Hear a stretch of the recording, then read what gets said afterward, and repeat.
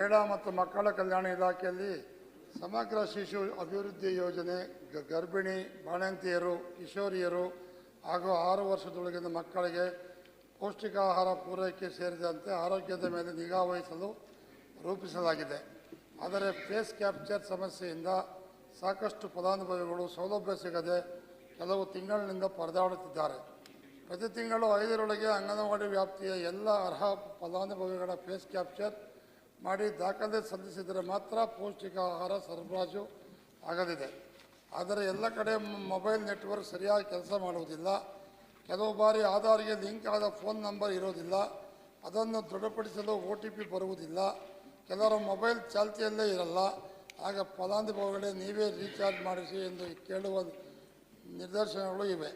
ಕೆಲವರು ಆಧಾರ್ ಅಪ್ಡೇಟ್ ಮಾಡಿಸಿದ ಕಾರಣ ಅಲ್ಲಿರುವ ಫೋಟೋಗೆ ಈಗಿನ ಫೋಟೋ ಹೋಲಿಕೆಯಾಗದೆ ಫೇಸ್ ಕ್ಯಾಪ್ಚರ್ ಮಾಡಲು ಸಾಧ್ಯವಾಗಲ್ಲ. ಹೀಗಾಗಿ ಅವರ ಮನೆಗಳ ಬಳಿಗೆ ಹೋಗಬೇಕು. ಹೋದರೂ ಅಲ್ಲಿ ನೆಟ್ವರ್ಕ್ ಸಮಸ್ಯೆ ಕಾಡುತ್ತಿದೆ. ಹೀಗಾಗಿ ಪ್ರತಿ ತಿಂಗಳು ಈ ಸಮಸ್ಯೆಯಿಂದಲೇ ಸರಿಯಾದ ಆಹಾರ ಪದಾರ್ಥಗಳು ಸರಬರಾಜು ಆಗುತ್ತಿಲ್ಲ. ಫೇಸ್ ಕ್ಯಾಪ್ಚರ್ಗಾಗಿ ಇಲಾಖೆಯಿಂದ ಪ್ರತ್ಯೇಕ ಮೊಬೈಲ್ ಕೊಟ್ಟಿಲ್ಲ. ಅಂಗನವಾಡಿ ಕಾರ್ಯಕರ್ತರ ಮೊಬೈಲ್ಗಳಲ್ಲಿ ಈ ಕಾರ್ಯ ಮಾಡಬೇಕು. ಕೆಲವರ ಬಳಿ ಅಷ್ಟು ಸೌಲಭ್ಯದ ಮೊಬೈಲ್ಗಳು ಇಲ್ಲ. ಅಲ್ಲದೆ ಫೇಸ್ ಕ್ಯಾಪ್ಚರ್ಗೆ ಅಗತ್ಯವಾದ ವಾತಾವರಣ ಇರದ ಕಾರಣ ಫೇಸ್ ಕ್ಯಾಪ್ಚರ್ ಮಾಡುವುದೇ ದೊಡ್ಡ ಸವಾಲಾಗಿ ಪರಿಣಮಿಸಿದೆ. ಸಿಕ್ಕವರ ಹೆಸರಲ್ಲಿ ಪೌಷ್ಟಿಕಾಹಾರ ವಿತರಣೆಯಾಗಿ ದುರ್ಬಳಕೆ ಆಗುತ್ತಿದ್ದ ಕಾರಣ ಅಕ್ರಮವಾಗಿ ಕಡಿವಾಣ ಹಾಕಲು ಮುಂದಾಗಿರುವ ಉದ್ದೇಶ ಸರಿ ಇದ್ದರೂ ತಾಂತ್ರಿಕ ತೊಂದರೆಯಿಂದ ಫೇಸ್ ಕ್ಯಾಪ್ಚರ್ ಮಾಡಲಾಗದೆ ತೊಂದರೆಯಾಗುತ್ತಿದೆ. ಈ ವಿಷಯವನ್ನು ಶೂನ್ಯ ವೇಳೆಯಲ್ಲಿ ಪ್ರಸ್ತಾಪಿಸಲು ಅನುಮತಿ ನೀಡಿದ ತಮಗೆ ಧನ್ಯವಾದಗಳು. ಮಹಿಳಾ ಮತ್ತು ಮಕ್ಕಳ ಕಲ್ಯಾಣ ಸಚಿವರು. ಸನ್ಮಾನ್ಯ ಸಭಾಪತಿಗಳೇ, ಇದು ಫೇಸ್ ರೆಕಗ್ನಿಷನ್ ಸಿಸ್ಟಮ್ ಅಂತ ಹೇಳಿ ಕೇಂದ್ರ ಸರ್ಕಾರ ಕಳೆದ 3 ತಿಂಗಳ ಹಿಂದೆ ಇದನ್ನು ಅಂದರೆ ದೇಶದಲ್ಲಿನೇ ಇದನ್ನು ಇಂಟ್ರೊಡ್ಯೂಸ್ ಮಾಡಬೇಕು ಅಂತ ಹೇಳಿ ನಮಗೆಲ್ರಿಗೂ ಹೇಳಿದಾಗ ನಾವು ಕೂಡ ಈ ರೀತಿ ತಾಂತ್ರಿಕ ದೋಷಗಳಾಗ್ತಾ ಇದ್ದಾವೆ. ಯಾಕಂದರೆ ಕರಾವಳಿ ಭಾಗದಲ್ಲಾಗಿರ್ಬೋದು, ನೆಟ್ವರ್ಕ್ ಸಮಸ್ಯೆ ಇರ್ಬೋದು, ಅಥವಾ ತಂತ್ರಾಂಶ ದೋಷಗಳಿರ್ಬೋದು, ಇದನ್ನೆಲ್ಲ ನಾವು ಕೂಡ ಕೇಂದ್ರ ಸರ್ಕಾರದ ಗಮನಕ್ಕೆ ತೆಗೆದುಕೊಂಡು ಬಂದ್ವಿ. ಭಾಳಷ್ಟು ಅಂಗನವಾಡಿಯ ಯೂನಿಯನ್ಗಳಾಗಿರ್ಬೋದು, ಕಾರ್ಯಕರ್ತರಾಗಿರ್ಬೋದು ನನ್ನ ಹತ್ರ ಬಂದು ಕೂಡ ಈ ಸಮಸ್ಯೆ ಬಗ್ಗೆ ಬಹಳಷ್ಟು ಸಾರಿ ನನಗೆ ಹೇಳಿದರು. ಆದರೆ ಭಾಳಷ್ಟು ಅಭಿಮಾನದಿಂದ ನಾನು ಮಾನ್ಯ ಸದಸ್ಯರ ಗಮನಕ್ಕೆ ಮತ್ತು ತಮ್ಮ ಗಮನಕ್ಕೆ, ಸದನದ ಗಮನಕ್ಕೆ ತರಲಿಕ್ಕೆ ಬಯಸ್ತೇನೆ. ಇಡೀ ದೇಶದಲ್ಲಿನೇ ಇದು ಫೇಸ್ ರೆಕಗ್ನಿಷನ್ ಸಿಸ್ಟಮ್ನಲ್ಲಿ ಕರ್ನಾಟಕ ರಾಜ್ಯ ಈಗ 94% ಕಂಪ್ಲೀಟ್ ಮಾಡಿ 2nd ರ್ಯಾಂಕ್ನಲ್ಲಿ ನಾವಿದ್ದೀವಿ. ಇಡೀ ದೇಶದಲ್ಲಿನೇ ನಮ್ಮ ರಾಜ್ಯ 2ನೇ ನಂಬರ್ಗೆ ನಾವು ಬಂದು ನಿಲ್ಲಿಸಿದ್ದೀವಿ.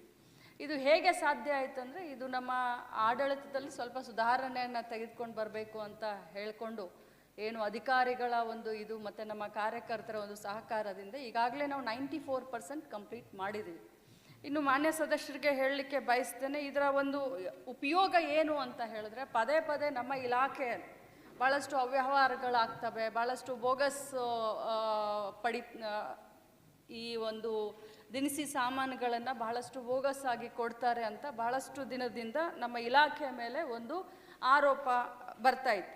ಈ ಫೇಸ್ ರೆಕಗ್ನಿಷನ್ ಸಿಸ್ಟಮ್ ತಂದಿರೋದ್ರಿಂದ ಈ ಆರೋಪಕ್ಕೆ ಎಲ್ಲದಕ್ಕೂ ಒಂದು ಉತ್ತರ ಸಿಕ್ಕಿದೆ. ಯಾಕಂತಂದರೆ ಯಾರು ನಿಜವಾದ ಫಲಾನುಭವಿಗಳಿದ್ದಾರೆ ಅಂಥವರಿಗೆ ಅಷ್ಟೇ ನಾವು ಆಹಾರ ಸಾಮಗ್ರಿಗಳು ಅಂದರೆ 6 ತಿಂಗಳಿನಿಂದ 3 ವರ್ಷದ ಮಕ್ಕಳಿಗೆ, ಜೊತೆಯಲ್ಲಿ ಬಾಣಂತಿಯರಿಗೆ ಮತ್ತು ಕಿಶೋರಿ ಮಕ್ಕಳಿಗೆ ನಾವು ಇದನ್ನು ಆಹಾರಗಳನ್ನು ಟೇಕ್ ಹೋಮ್ ರೇಷನ್ನು ಮಾಡ್ತೀವಿ, ಅಥವಾ ಅಂಗನವಾಡಿಯಲ್ಲಿ ಬಂದು ಅವ್ರು ಊಟ ಮಾಡ್ತೀನಿ ಅಂತಂದರೆ ಅಂಗನವಾಡಿಯಲ್ಲೂ ಕೂಡ ನಾವು ಕೊಡ್ತೀವಿ.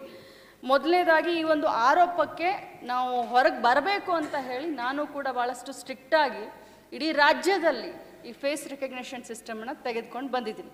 ಇನ್ನು ಮಾನ್ಯ ಸದಸ್ಯರ ಒಂದು ಮಾತನ್ನು ಹೇಳಿದ್ರು, ಮೊಬೈಲು ಸಮರ್ಪಕವಾಗಿ ಕೆಲಸ ಮಾಡ್ತಾ ಇಲ್ಲ ಅಂತ.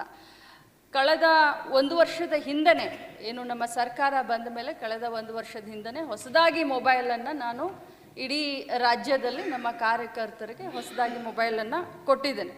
ನಾನು ಇಷ್ಟೇ ಹೇಳಲಿಕ್ಕೆ ಬಯಸ್ತೇನೆ, ನಮ್ಮ ಕಾರ್ಯಕರ್ತೆಯರಿಗೆ ಸ್ವಲ್ಪ ಜಾಸ್ತಿ ಕೆಲಸ ಆಗ್ತಾ ಇದೆ.